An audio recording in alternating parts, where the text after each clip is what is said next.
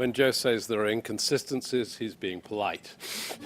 In a way, I feel like I'm cheating in that I'm going to share information from two pieces of work that are related to AI's project. One is the paper that was presented this morning, and the authors of that are Aaron Lentz and Chris Barrett. Aaron is at University of Texas, Chris is at Cornell, and Stephanie Mercier, who is here. And Stephanie knows more about food aid legislation than the rest of us probably put together. So I feel like I'm cheating. Stephanie and I also have a paper that addresses particularly the cost of cargo preference. And we find what other people have found, but we find some other things, and I'll share those with you towards the end of the talk, that matter from a policy perspective and an implementation perspective for food aid. So here are the sorts of issues that require serious consideration and serious change in US policy. At least that's a very broad agreement among most economists who look at these issues. One is the congressional mandate that almost all food aid be sourced in the United States. That is, the food has to come from Iowa, or if it's lobster, not really lobster, Maine. But we have to send US food all the way to sub-Saharan Africa or really isolated parts of Nepal. And that obviously doesn't make a whole lot of sense, and almost no other developed country continues that sort of mandate right now. And then we have food aid cargo preference, which states that under current law, at least 50% of all food aid must be carried on US flagged ships. And that's a mandate that the private mercantile marine companies with US accreditation are seeking to expand as we speak. And then we have monetization, the practice of having NGOs purchase food in the US and ship it to the country of interest, sell the food there, and then use the proceeds to support what are often very important NGO programs related to food security that have longer run impacts. If you look at USAID's programs, that only takes $1 of US funds and wastes 30 cents of it. If you look at USDA managed programs, they're wasting 50 cents through this program, given the way they manage it. And the general conclusion is, let's write checks instead of asking people to ship US food surpluses to these countries. This program was initiated in the 70s, and it was focused on removing US stocks of wheat, corn, and other products that had accumulated under what were then stock-based price support programs. We don't have those stocks anymore, and this is now a particularly expensive way of handling aid, and a particularly inefficient way. How does cargo preference work? Well, as I said just a moment ago, at least 50% of all US aid has to be shipped on US flagged ships. Those vessels must be owned by a company registered in the United States and crewed by US citizens and legal residents, or certainly at the highest levels and pretty much all the way through. Under cargo preference, shipments managed by both USAID and USDA programs can only be shipped on US vessels through a mandated bidding process that restricts effectively the bids to just a few US companies. There are 3 major companies and then about 14 additional companies that do this work. There is some competition between US carriers, at least for processed food products that are shipped, but not for bulk. One company manages all of the bulk shipments under food aid cargo preference. That company is Liberty, and they care a lot about maintaining cargo preference, I might add, on ships that are old, slow, and inefficient. But one of the most interesting things is that for foreign flag ships, of which up to half of food aid can be carried, those are likely to be shipped at commercial rates. And those are going to be substantially lower than the shipping rates charged on US ships. MARAD, the US Marine Administration, which has a mandate for facilitating and supporting the domestic US mercantile marine industry. It's their mandate. That's the definition of a captured industry, by the way. A captured, not industry, but administration agency.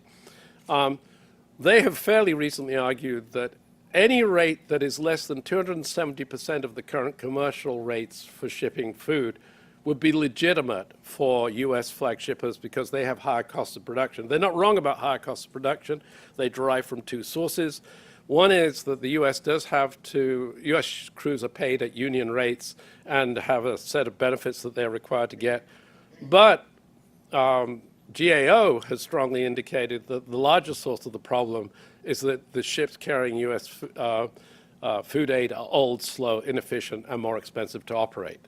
So it's a double whammy. Does cargo preference increase the cost of delivering aid? The answer is yes. This is not just a result that Stephanie and I found using very recent data over the period 2012 to mid-2015.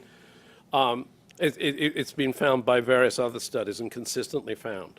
And it's in the range of $50 to $60 per ton of shipped food. So you take a ton and ship it on a commercial foreign flag ship, and you're going to ship it an average of $60 less. GAO reports that largely as a result of cargo preference, combined with the mandate that we source food aid from the US in terms of actual food, they estimate that this is the real reason why the US delivers only 40 cents of food aid for every dollar spent on the program, whereas, for example, Canada, which does a lot of cash transfer and local and regional sourcing of food from areas near to where the problem exists, they deliver 70 cents of food for every dollar they spend on food aid. The costs of food aid coupled with the mandate for U.S. sourcing have been estimated to add between $300 and $400 million to the total cost of delivering food. Chris Barrett this morning pointed out that means that these monies, which could otherwise be available for direct additional food aid, would serve an additional 4 to 10 million people. That's a number that Senator Corker, who's chair of the Foreign Relations Committee, also emphasized this morning. Chris dramatically also pointed out that if we think about the impact on children because of the delays, slow nature of providing the food, coupled with the reduced scope that mandatory sourcing and cargo preference impose, he points out that that's 40,000 kids a year whose lives are essentially lost because of the inefficient use of food aid. For, by the way, the gain of creating about 350 jobs in the U.S. mercantile marine. So that's roughly 100 kids' lives every year for one U.S. mercantile marine job. These are pretty devastating numbers. And I don't usually couch things in these terms, but this is a really serious and substantive issue involving what are small amounts of money in the big scope of the U.S. $3.5 trillion budget. But in terms of managing a food aid budget that ranges from $2 to $2.5 billion a year, it's substantive. This picture, which I was partly responsible for inventing, which is in Chris's and Aaron's and Stephanie's paper, just sort of shows you the chaos. How food aid currently works, bought in the US, placed on a ship, shipped oceanically, I suppose, placed on a truck, and then the food eventually arrives. The estimate is if we move to a different model of simply purchasing the food in local or nearby regions, or using cash transfers where that is appropriate and there's adequate food supplies in the country of interest, this process wastes $400 million a year and delays delivery by an average of 14 weeks compared to the alternatives. Those 14 weeks matter if you're a 2-year-old child suffering from malnutrition. And then there's monetization. I can't tell if I'm out of time or not, but I'm out of time? Well, monetization stinks too. Let's put it that way. Very quickly, what are the starter benefits from the current system? Well, the national defense argument, which you hear from the mariners, is we need food aid cargo preference to ensure mercantile marine ships crewed by U.S. mariners are available in time of war. The rebuttal is that at most, we're providing jobs for about 350 to 400 sailors, none of whom, by the way, have any mandate to serve on any ship to help the U.S. in times of war. They would have to volunteer. And we only have 30,000 retirees, by the way, from the Navy every year, who are equally well qualified to do this job. And none of these ships, and none of the sailors have apparently ever been used in the last 30 years in any overseas conflict. And only 80% of the food aid that is carried on vessels deemed under food aid cargo preference are deemed by the Department of Defense to be of any military use whatsoever. So 82% is carried by ships that would never be used in the very first place. And by the way, these are not Stephanie's and my numbers, although our analysis agrees with that. It's just that everybody who looks at this issue comes down in the same place, except for the lobbyists from the marine industry.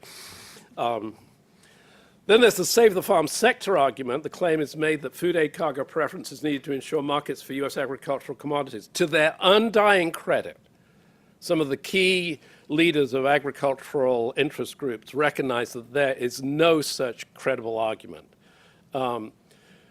Why?